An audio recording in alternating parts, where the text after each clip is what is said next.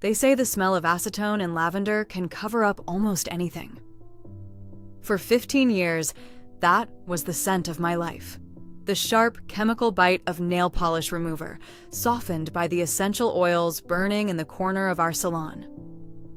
I thought that scent represented security. I thought it represented a dream I'd built with my bare hands alongside the woman I called my sister. But now, when I catch a whiff of it on someone's breath or a passing stranger's clothes, my stomach turns.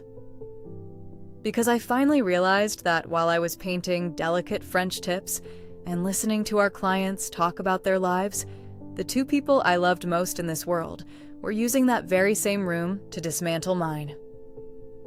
My name is Sarah. I'm 48 years old, and for 25 of those years, I was Mrs. Mark Harrison.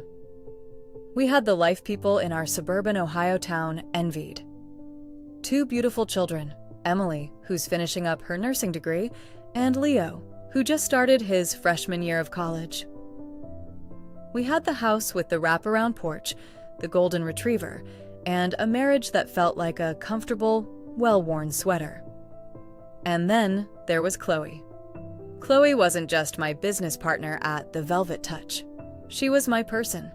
We met in beauty school when we were 20, two girls with big dreams and cheap shears. We'd been through everything together, the birth of our kids, the deaths of our parents, the lean years when we lived on ramen just to keep the salon lights on. I trusted her with my business, my children, and my deepest secrets. But the one thing I never expected to trust her with was my husband's heart. Looking back, the signs weren't bright red neon lights. They were more like shadows that lengthened so slowly you didn't notice the sun was setting until you were standing in the dark. It started about 18 months ago.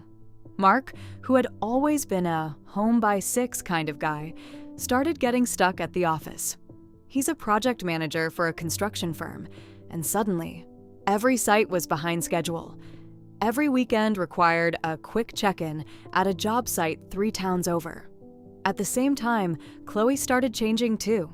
She was 47, beautiful in that effortless, bohemian way hairstylists often are, but she became obsessed with her appearance. She lost 20 pounds, started wearing silk camisoles under her salon apron, and developed this new, flighty energy. "It's just a midlife crisis, Sarah," she laughed one afternoon as she styled a client's hair. I was at the station next to her, buffing a set of acrylics. "We're almost 50. If I don't look good now, when will I?" I laughed with her. I even encouraged her. I told her she looked amazing. I didn't see the way her eyes darted to the reflection of my phone on the desk, or how she'd go quiet whenever Mark's name came up. I was too busy being a good friend. I was too busy being a supportive wife. I felt bad for Mark because he was working so hard for our family, and I felt proud of Chloe for reclaiming her confidence. I was the fool who held the ladder while they both climbed over me.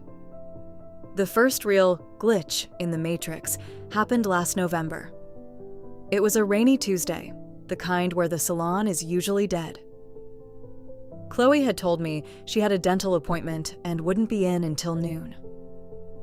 Mark had left early that morning for a site visit in Cleveland. Around 10:30 a.m., a regular called crying because she'd chipped a nail before a wedding, so I popped into the salon early to help her out. As I pulled into the back parking lot, I saw Mark's silver SUV tucked into the alleyway behind the building. My heart did a little flutter, not of suspicion, but of confusion. Maybe he was surprising me with coffee. Maybe he had a flat tire. I walked in through the back door, calling out his name. The salon was dim, only the emergency lights humming. I heard a sound from the break room, a muffled laugh, the scraping of a chair. "Mark?" I said, pushing open the door. He was standing there, holding a bag of takeout. Chloe was sitting on the table, her legs swinging. They both froze. But here's the thing about being gaslit. You want to believe the lie so badly that you help them tell it. "Sarah, you're early," Chloe said, her voice an octave higher than usual. "Mark just stopped by to drop off those extra keys you left in his car. I was just telling him he should stay for a bite since the office is so far. Mark nodded, his face a little flushed. Yeah, I was just heading out. Didn't think you'd be here yet. Oh, I said, my brain trying to process why he'd drive 40 minutes out of his way to Cleveland just to drop off keys that weren't even missing. Thanks, honey. That was sweet. He kissed my cheek. His skin felt cold. He left, and Chloe spent the rest of the morning telling me about her new trainer at the gym. I went back to my station, my mind spinning, but I forced the thoughts down. You're being paranoid, I told myself. This is Chloe. This is Mark. They're like siblings. They've known each other for 20 years. Don't be that woman. But the not being that woman phase started to cost me my sleep. Mark became a ghost in our own house. We'd sit at dinner, and he'd be staring at his phone, a small, private smile playing on his lips.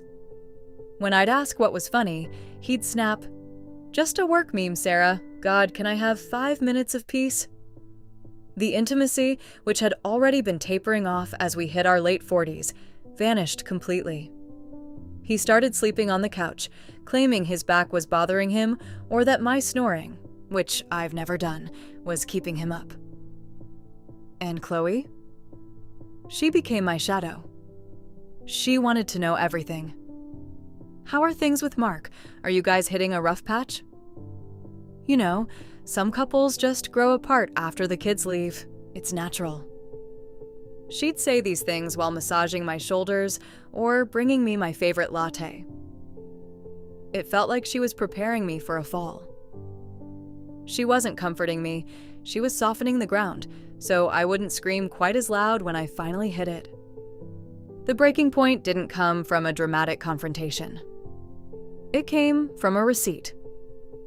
It was a Friday evening in early spring. Mark was at the gym, and I was doing the laundry.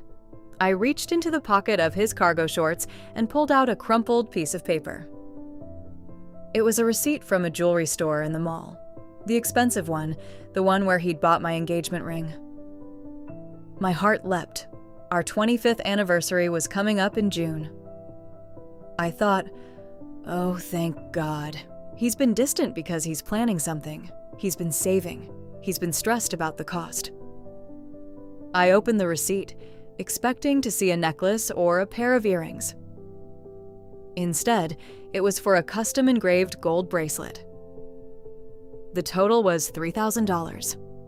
And the engraving? It wasn't "To my Sarah" or 25 years. It said, "To my C, always and forever, M." I stood in my laundry room, the smell of fresh linen cloying in my throat, and I felt the world tilt. C. Chloe. My best friend's name is Chloe, but surely? No. Maybe it was for a client, maybe it was a mistake. My brain was doing gymnastics to protect me. I didn't confront him that night. I couldn't. I was too terrified that if I asked the question, I'd have to live with the answer. I put the receipt back in his pocket and watched him come home an hour later, smelling of expensive cologne and sweat that didn't smell like the gym. I spent the next week in a trance. I watched them. I watched the way they looked at each other when they thought I wasn't looking. At our Sunday barbecue, a tradition we'd kept for a decade, I watched Mark hand Chloe a beer. Their fingers brushed, and for a split second, they didn't pull away. It was a look of such profound intimacy, such shared history, that it felt like a physical blow to my chest. I retreated to the kitchen to get more napkins, and I found myself staring at the knife block. Not because I wanted to hurt them, but because the pain in my chest was so sharp, I felt like I needed something external to match it. The confrontation finally happened at the salon.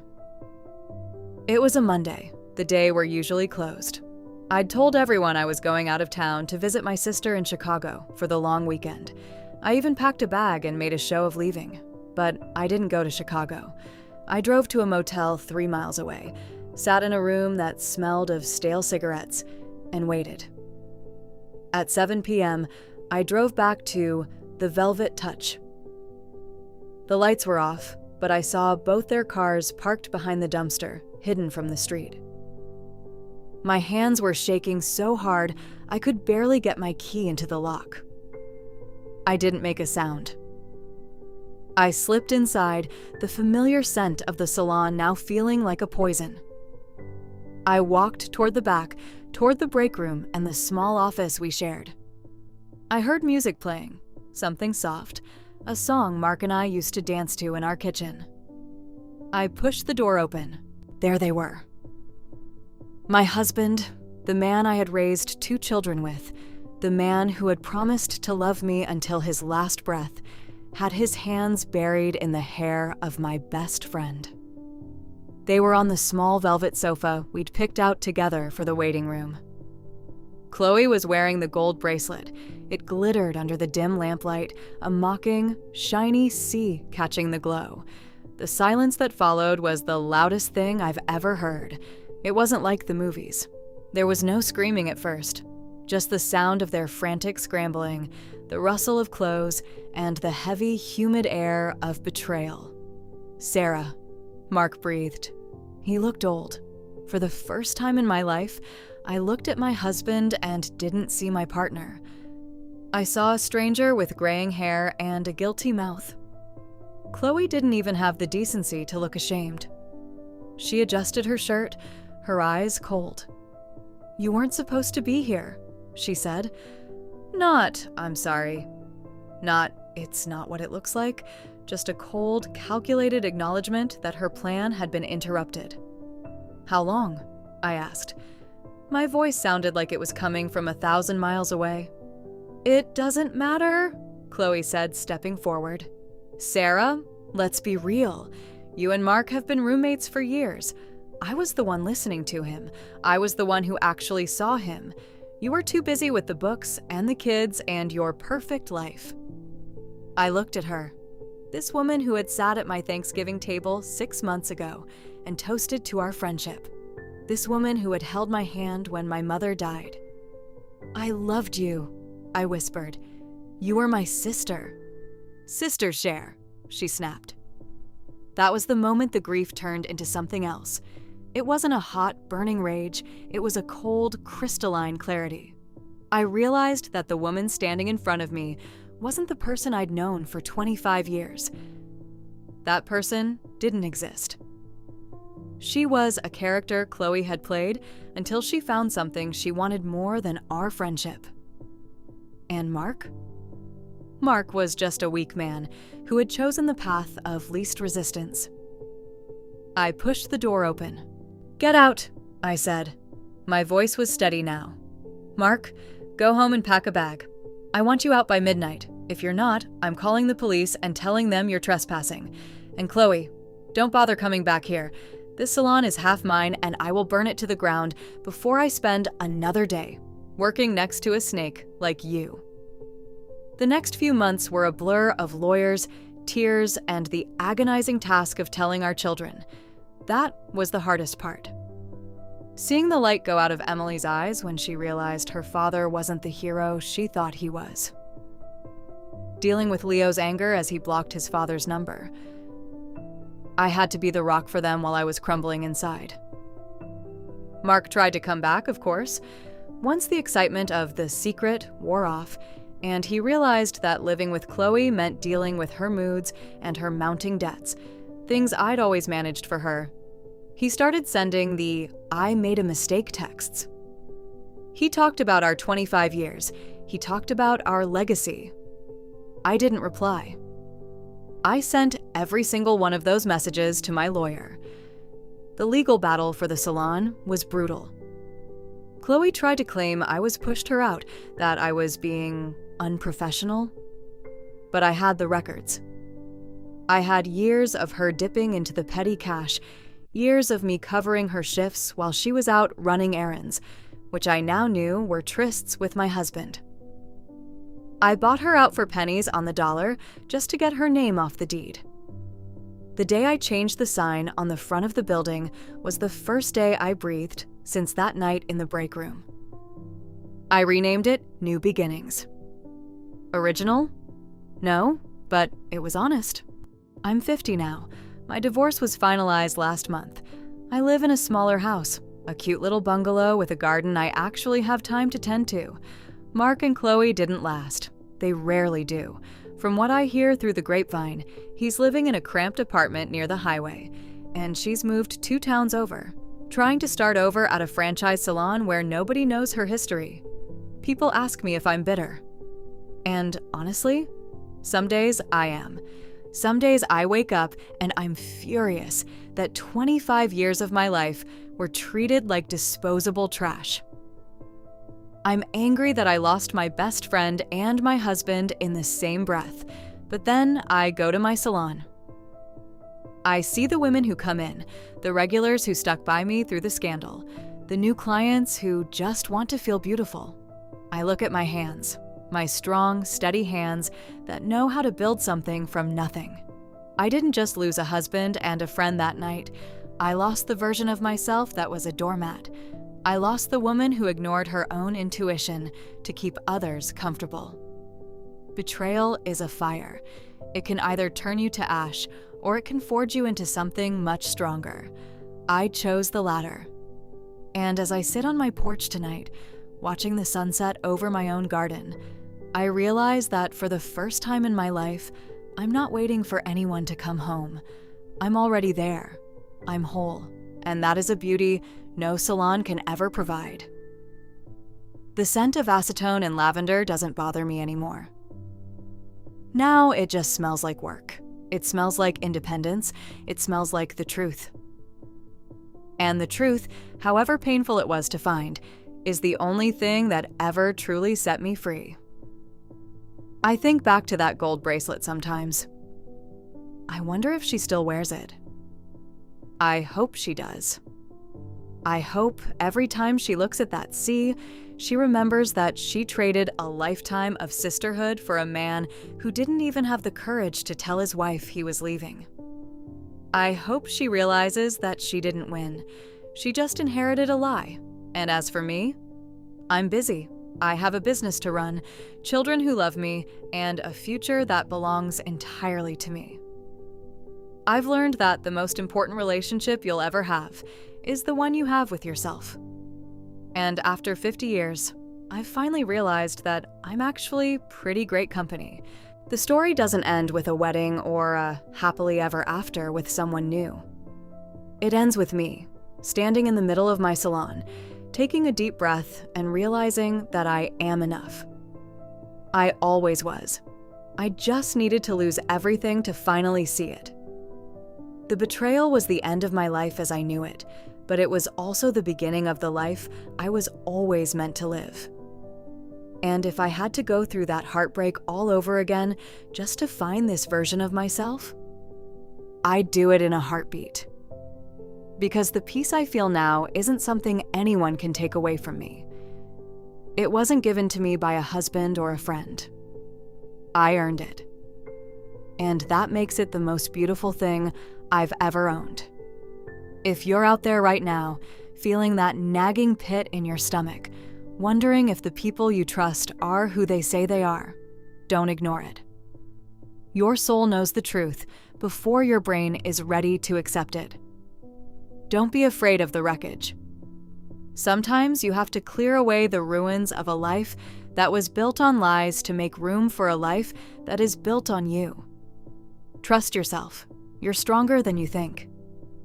And one day, you'll look back and realize that the moment your heart broke was the moment your real life finally began. I know mine did. Now, I look at the C on my own wrist. It's a tattoo I got last month. It doesn't stand for Chloe. It stands for courage. It's a small, delicate script, right where I can see it every time I'm working. It reminds me that I survived. It reminds me that I'm the hero of my own story. And honestly, that's a much better ending than the one I had planned. So, here's to the new beginnings. Here's to the truth. And here's to the women who find the strength to walk through the fire and come out on the other side, glowing. We aren't defined by who betrayed us. We're defined by how we rose. And honey, I'm still rising.